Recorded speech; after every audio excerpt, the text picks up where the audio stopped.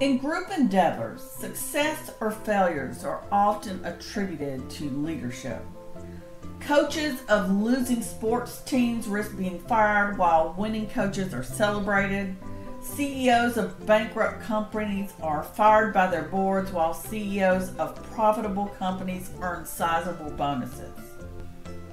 When ethical lapses occur in an organization, a lack of leadership is often cited as a culprit.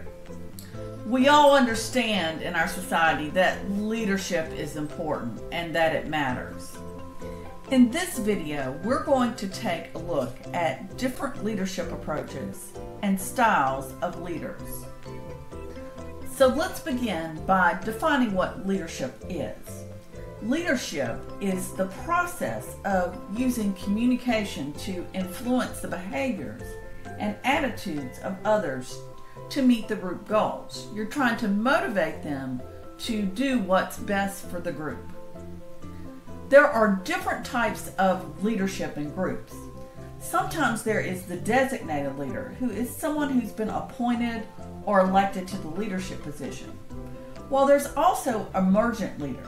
Those are people who are informal leaders who exert influence because of their achievement or respect in the group. They're not designated, but they do have a major impact on the group. Because of the importance of leadership, many researchers have studied the field of leadership. As a result, there are many different approaches to how to study leadership. Let's take a look at a few of those different approaches and the research that's resulted as a result of the approach. The first approach to leadership was the trait approach, and this is the belief that all leaders possess common traits that lead to their effectiveness. This early research in leadership sought to identify what traits made a leader great. The trait approach research has determined that there's two major categories of traits that leaders possess. Certain physical traits, which are outward physical characteristics, and certain psychosocial traits that they possess, which are characteristics of their personality and how they relate to or socialize with other individuals. The first physical trait is sex. Studies show that males are perceived as more effective leaders. In fact, women are perceived less favorably than men as potential leaders, and they're viewed less positively than male leaders. A second physical trait that can affect leadership is height. In Western cultures, people often associate height with dominance, competence, and power. It therefore may not surprise you to learn that taller people are more likely than shorter people to be nominated or elected to leadership positions. For example, 29 of our 44 U.S. presidents have been taller than the average U.S. adult male. And since 1990, the taller candidate for president has won the popular vote 66% of the time. The final physical trait is physical attractiveness. Leaders are more likely to be physically attractive than unattractive, and this physically attractiveness is associated with positive qualities such as intelligence, honesty, and competence. Therefore, it should come as no surprise to you that physically attractive people are perceived to be better leaders than less attractive individuals. When it comes to those psychosocial or personality and interaction with other people factors, one trait that seems to be in common is that leaders tend to have higher rather than lower self-esteem. They have confidence in themselves. Ironically, just because the leader has high self-esteem, it doesn't mean that other people would rate them as having high leadership abilities. In other words, it's all about what you think, not what people think of you. The second common psychosocial trait of leaders is high self-monitoring. This means that they perceive the needs of others in a group and adapt their own behavior to those needs. In line with that idea, several studies have found that self-monitoring is strongly related to leadership emergence in groups. That means people who become the informal leader of the group. The final psychosocial trait is outgoingness. Leaders are more likely to be outgoing and expressive rather than shy and withdrawn. One project looked at 73 different studies and found that people who become leaders and are effective leaders are more likely to be extroverted and introverted. This makes sense since leadership is inherently social and extroverts are more comfortable interacting socially with others. These trait approaches to leadership have been somewhat controversial. While there's definitely data that there do seem to be certain traits in most leaders, there's also research that shows that these traits aren't predictive of leadership. What this means is that a person can possess these traits, but this doesn't necessarily mean that they'll become a leader. Another approach to studying leadership is the functional approach. And in this approach, the leader has two primary functions in the group. The first is the task function, which is helping the group get the work done that needs to happen in the group. The second is the process function, which is the relationship part of the group, establishing a positive climate and good relationships. In the functional approach, the leader is always evaluating between the work that needs to get done and what he needs to do on the relationship side of the group. And there's a constant tension between the two, getting the work done and developing a positive group climate for the group. Another approach to studying leadership is the style approach. And this looks at whether there are preferred ways of behaving to influence others to get the most effective outcome out of the team. What's discovered in the style approach is that there's three major styles of leadership: authoritarian, democratic, and laissez-faire. In the authoritarian leadership style, leaders influence by giving orders and seeking to control others. Perhaps you've been a part of the group and wondered who put you in charge. Or maybe you were appreciative of the person who stepped up and started leading by telling other people what to do in order to get the work done. In the democratic leadership style, leaders consult with others before issuing their orders. This type of leader seeks to join in the process of influencing without bulldozing the group into action. Sometimes formal votes are taken, but the leader or leaders will gauge the reaction of the group through dialogue or conversation with others and by reading nonverbal cues. Research suggests that a democratic leadership style usually results in increased trust and greater cohesiveness and consensus in the group than a dictatorial or authoritarian leadership style does. The final leadership style is the laissez-faire leadership style. Laissez-faire leaders take a hands-off, laid-back approach to influencing others. Laissez-faire is a French phrase that implies non-interference. This leadership style is based on the assumption that less direction provided by the leader, the better. In many ways, this leader shies away from actively influencing the group, and he or she influences only when pushed to lead.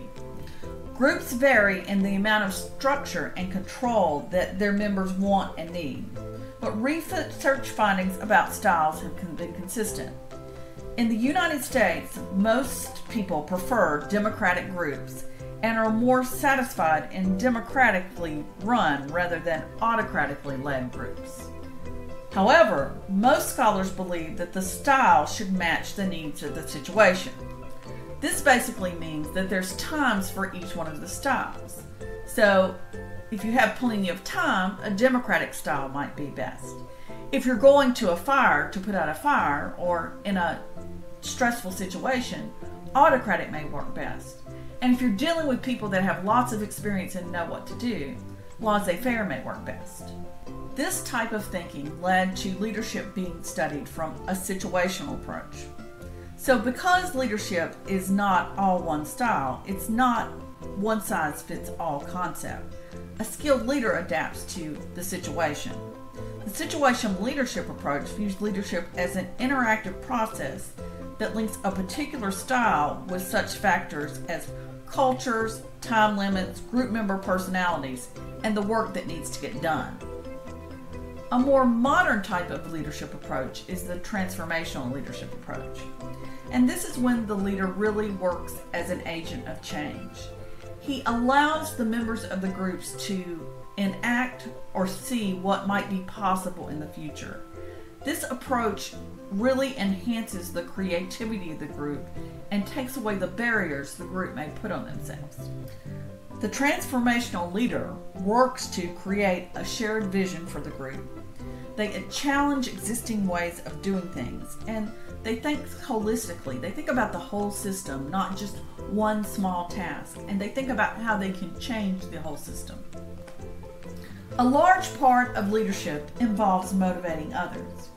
In order for you to lead in an effective manner, you need to be aware of what your assumptions are that you possess about what motivates people to do their very best work.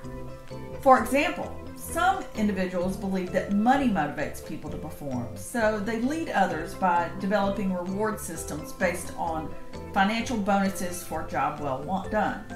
Other leaders believe it's not money that motivates people, but how you treat people.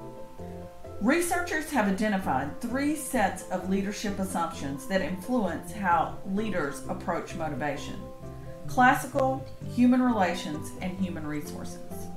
The first leadership assumption is the classical approach, and this approach to motivation is based on the principles of reward and punishment. If you put it simply, leaders assume that workers are motivated to work hard when they're rewarded for good work and not rewarded for poor work, or, in other words, punished. The classical approach assumes that there's one best way for a team or organization to perform a given task. It's the leader's job to influence the workers to behave in the ways that they should to produce goods or services, and they do this based on rewards and punishment. Most fast food restaurants are organized around this principle. There's one way to do things right, and the manager organizes it, and everyone has a defined task or role.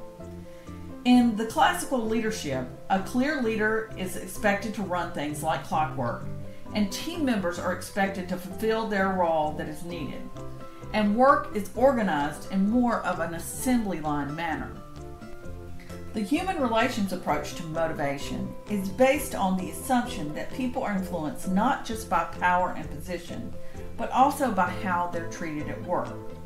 You can't just tell people what to do and expect that they'll do it.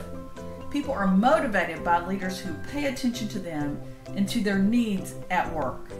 For example, Google is well known for offering its employees a menu of perks or benefits, including free food, on-site haircuts and dry cleaning, and a fully equipped gym with swimming pool in place. One major study that occurred in the area of human relations is called the Hawthorne study, and what was discovered was the Hawthorne effect. This study was trying to look at what changes in working conditions had on workers' productivity. But instead, what the researchers learned is that there was an effect just by paying attention to the employees. What the researchers found is that just by paying attention to workers and asking for their input on the working conditions, it influenced their work output and the work climate. In other words, it's not just directing people to do a job that influences the amount and the quality of work that gets accomplished. People are motivated by their desire for recognition, their need to feel positive about what they're doing. This research also documented the important role of communications in establishing a positive work climate, such as leaders listening to employees' concerns and asking for their input. The third approach to motivation is the human resources approach, and this assumes that in order to empower people to participate in the work of the organization or team, you have to give them more control over the work processes. Leaders motivate others by making employees partners at work and giving them more decision-making and problem-solving responsibilities. I know that this sounds somewhat similar to the human relationships approach, so let's look at the differences. In the human relationship approach, you assume that people are motivated by leaders taking care of them and paying attention to them. But in the human resources approach, you assume that people are motivated when leaders empower them to problem solve and make decisions. In other words, empower them to take care of themselves. One organization that does a great job at the leadership approach is Southwest Airlines. Their founder, Herb Keller, often says that The best way to motivate people is to give them the tools, support, and conditions they need to solve problems, and then get out of their way. This has been a quick and dirty overview of leadership styles, approaches, and how to motivate others. We're still on our road to understanding groups and work in organizations. In the next video, we'll be learning a little bit about power and decision making. But for now, we're done, and I hope you found this lecture interesting. Have a great day.